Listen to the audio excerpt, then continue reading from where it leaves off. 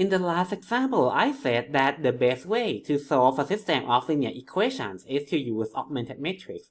But to see how this works, we need to talk about a special form of matrix called reduced row echelon form.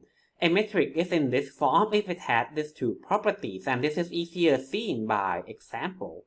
So the first condition said each row has to begin with a chunk of 0, and the size of the chunk of the 0 is gonna have to be increasing. If you look at the first example here, notice that each row begins with a block of zeros, and the size of the block has to be increasing. Now, the number of zeros here, they can be empty. So I'm gonna have a block of 0 here and a block of 0 here, and that's the same for part C here. The word echelon here, this is actually a French word, and that means stairs.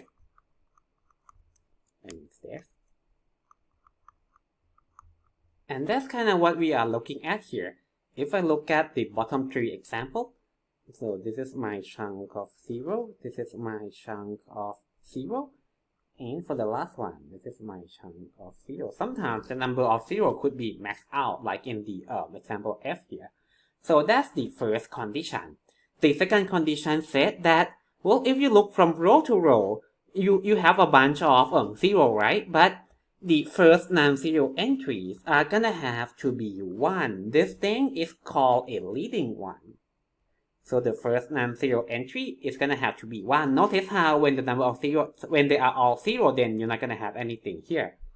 So the first thing that you see in each row is gonna be 1 after the 0 chunk.